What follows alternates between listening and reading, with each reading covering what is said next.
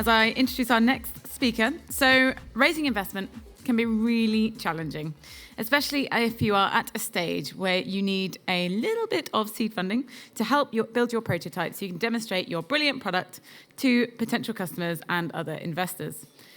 Did you know that it's possible to raise investment without actually building anything?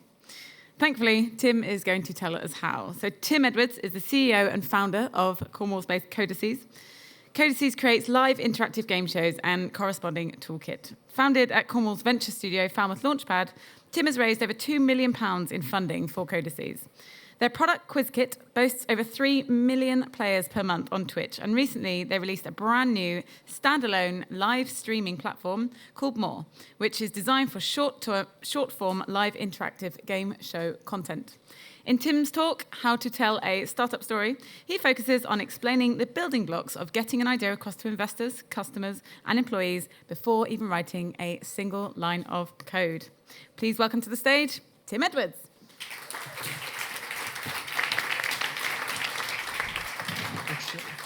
Thank you. Walked into some chairs. Thank you, awesome. Thank you for inviting me here, Nikki, and thank you for a nice introduction as well. You've already taken my first few slides out of me, which is explaining what I do, which is very useful. But yeah, I've been working for Codices now for about 5 years or so, and when I see a lot of founders like starting up and trying to sort of either raise money, people get very scared about it or think you have to have X amount of milestones to hit it to be able to achieve. But I really wanted to talk about just sort of how you break it down in terms of more simplistic storytelling thing, because it's not all about having the product, it's about the story you tell and what you're giving to investors. So yeah, as Nikki said, so I'm the founder of Codices, and we make live interactive game shows. Like you said, our product quiz kit has about 3 million players a month, about 1.5 million creators, and we're used by many, many fun brands. And recently we launched More, which is our own standalone live streaming platform for interactive game shows. I would recommend to download it. It's very cool. We've not got as many users on QuizKit yet, but we run daily game shows. It's super fun. And yeah, it's sort of the accumulation of sort of all our work to date. And More plays quite an interesting part as well, sort of in our story of growing. So to start with, I want to take you back to sort of 2018. So this is when originally I just finished Launchpad, and I didn't have anyone in my team. Everyone had left me, so I was on my own. I didn't have any funding. I didn't have didn't have any funding at all. We didn't have a product there, and I had about £2,000 left to try and live off for like the next few months because I was working on it full time. And yeah, that was it really. So that's all we had. But alongside that, what I did have was like a vision and an idea for More, which I just showed you before. And that first image there is called CrowdKit, which is our first slide demonstrating what our own live streaming platform would be. It's very archaic. I don't like the designs anymore on it, but that is what we went out to pitch to investors. So from that, in 2018, just from that idea, we were able to raise about £50,000 completely pre-product before we even launched anything. And then also after that, went on to raise a further 1.5 million before we launched More. So as Nikki mentioned, what I really want to talk about is telling your story in the pre-product phase. When you don't have anything, you're trying to get investment, you're trying to get people excited. What do they want to hear? What do they want to see? How is it possible? So to start off with, I wanted to break it down into the kind of people you normally pitch to. So, as a founder, if you pitch to customers, they want value today. How am I going to make money from this? How will this achieve my marketing goals? All they care about is now, what you're going to do for them, because you're trying to get them to buy or sign up to your product. The second is investors. So investors actually look at potential value. So you're not really talking about today, year 1, 2, 3, maybe exciting, but year 5, 6, 8, maybe that's where it gets much, much more interesting. And in terms of employees, when you're talking to them, particularly around your startup, you're talking about opportunity. There's lots of people with really high-paying jobs at big companies, but are actually very, very bored and very tired of their lives. They might be on 100K, super C-level senior, but actually they're not going to change the world. It's not going to do anything, and they want to do something more exciting. So as a startup, even though you might not be paying massive salaries, you can still get people from those environments. One of my favorite I don't know if it's a true story, but it was when Steve Jobs was looking for a new CEO, and he went to the Pepsi CEO and asked him if he wanted to spend the rest of his life selling sugar water, which is an outrageous statement, but it's true. If you're gonna want to do something and change the world, when you're pitching to people to work for you, you can, as a startup, if you've got a big enough vision, you can drag people from those high-paying, nice jobs to something a bit more interesting and exciting. So I'm going to mostly talk about potential value because I think that it can sort of apply to both, and it gets the point across. So, for opportunity, it's still potential value, and for customers, once you've built it, then you sort of focus on customers as well. So, startup stories are unique. Every founder I've ever spoken to has a completely different approach, a completely different rule set, completely different lessons. So, even though I'm going to tell you sort of how I did it and how I would do it again, keep in mind that everyone's journey is completely different. You could probably ignore everything I say and do something completely different and still come out with an as good or better outcome than us. But there are always some things that always stay the same, particularly what investors want to hear and when you talk to them, when you pitch them. And these slides have a bit too many words on, but there's a few golden points. So particularly when you're talking to people, these are things that you should almost always definitely say if you're telling your story. So in terms of your history, the first thing is they want to know you've worked in the industry for many years. When I started Codices, I worked developing software and video games, but I hadn't massively worked specifically in making live streaming tools. I had also sort of run some live news shows and things as well, but I didn't have solid industry experience at that stage. While you were there, you got this insider knowledge a lot of people don't know. People love it when you've worked in a very specific area, you found something there, and then you're going to leave there, make your own startup, and apply it. That's a really big thing. I've even had investors say to us really early on that we'd pitch them our idea, and they'd be like, if you worked at Twitch for a few years, we'd probably invest. But because you don't have that experience, we won't. So it's a very, very big thing if you do have that to say it.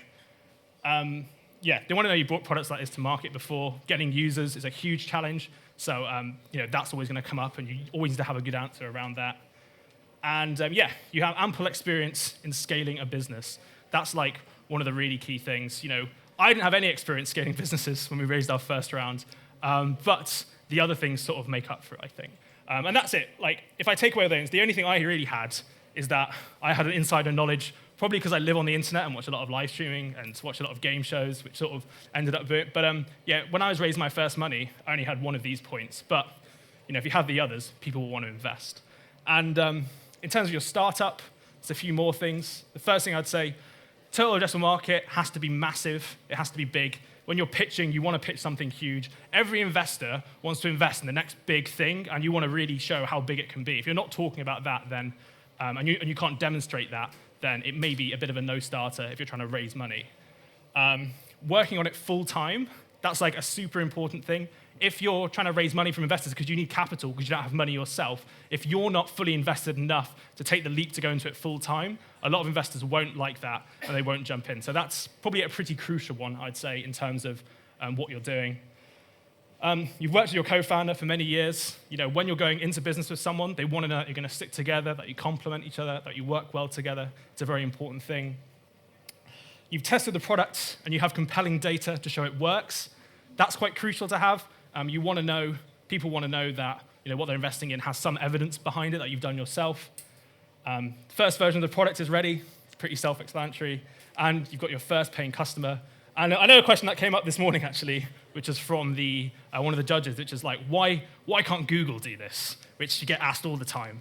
But if you know of a reason why Google can't do it, tell everyone that. And I would say if you have all these points and the points previously, if you say them, then everyone will invest in you because it's just the perfect proposition. However, when I was raising, initially, I only had the first 2 points, which was I was working on it full-time, and the total addressable market was massive. So even without all those things, which I would say are pretty crucial, you don't need any of it to be able to raise money. So these are my 3 tips on what I'd suggest if you're going to raise now. And you don't necessarily have all these things, or you're in the sort of a similar situation that I was in. And the first is you need to define your moonshot product. So what you need to do needs to be big. People, with the kind of investors we get, they want to do big things. They want to invest in huge ambition. And like I was saying before, year 2, year 3 isn't interesting. You want to talk about year 10. How am I going to do, 500K revenue next year, 1 million year after? You want to talk about how you're going to do 100 million in 10 years' time, how you're going to become a unicorn. And that's what people want to hear, I think, particularly when you're talking to them. And the other key thing I said is product. Service-based companies, nightmare to scale. If you're trying to make a service-based company, you're limited by time, and also, if you're raising investment, you're doing it to sell the company. If you're a service-based company, all your value is in your people, not in your product, which makes it incredibly hard to sell, incredibly hard to get value from. So if you're looking to start a business, don't go service-based, go product-based. And if you are starting service-based, I would always say to venture and to move it into product, because that's the only real way you can really scale and make it a lot bigger than what it could be. And scary big numbers, something I have to deal with a lot.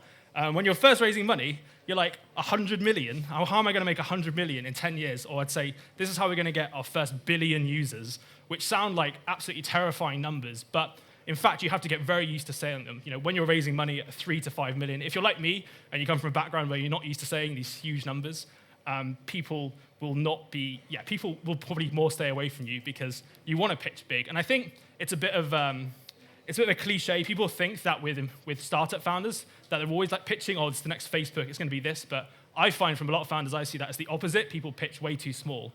So I get very used to saying big numbers. And don't be afraid to say them as well. So 100 million by year 10. How am I going to get 1 billion users by 2025? That excites people. That makes it interesting. And that's what, inevitably, when you don't have much else, but you've got a really good vision, will help people see what you see and get enthused and want to invest. Okay, so my second point is craft no-brainer statements. What I mean here is you want to fill your pitch with obvious stuff that people can't really disagree with. So when we raise, one of the things that we come up with first is the one thing that everyone wants to do when watching a game show is play along, which is true. And you start with something like that, it resonates with people. People can see it as people see it, they instantly go, yeah, that's me, I like that. But having the more no-brainer statements you have that people don't have to think about and just sort of generally agree with, it always works well as well. The other main one we would use is that, and it's still true today, on Twitch, which is the largest live streaming platform, you have lots of people playing one-person player video game, but there still isn't a game 1 million people can all play together and have a collective experience. And what we do at More is build these games, a lot of quizzes in game shows now, but they support these millions of users. So once you have your no-brainer statements down and you can have people seeing them and reading them, it just makes it a lot easier, a lot simpler to pitch. I used to work for a VR company, and we were pitching data visualization in VR. And the pitch was when you're playing football or you're driving, that's when your brain's actually using most of its resource, and you're subconsciously working out these distances and how far to kick and what turn to make. And the idea was if you put data into a virtual reality experience, then we can tap into that subconscious energy and you can see and make different conclusions than you'd ever be able to do before. And then through that, we got 2 or 3 clients to invest in products. Unfortunately, it didn't work in the end. It was just they were quite nice to look at displays, but we didn't really get any genius insights from it. But the idea is you can craft these stories around it. And as long as the hypothesis is exciting, people will happily take the leap with you as well, I think, which is key. And my last point is genuinely believe what you say. If you're a sociopath and you can lie comfortably and say these numbers, you probably won't need this point. But for me, if people don't believe what you're saying when you're talking, that's a really big issue. You might be wondering, who are the cowboys? So as a big avid fan of game shows, there used to be this show on Channel 4 called Playing It Straight, where you'd get, it was a girl, she was in a house in Mexico, and 15 guys came in, and she introduced them all, they were all really nice, but after they met them, they came in with a twist that some of the guys are gay. And if she picks a gay guy at the end, the gay guy will get £100,000. But if she picks a straight guy, she'll get 50K, and the straight guy will get 50K. Absolute carnage of a show. She was terrible at picking people, and I won't spoil it, but it's very entertaining.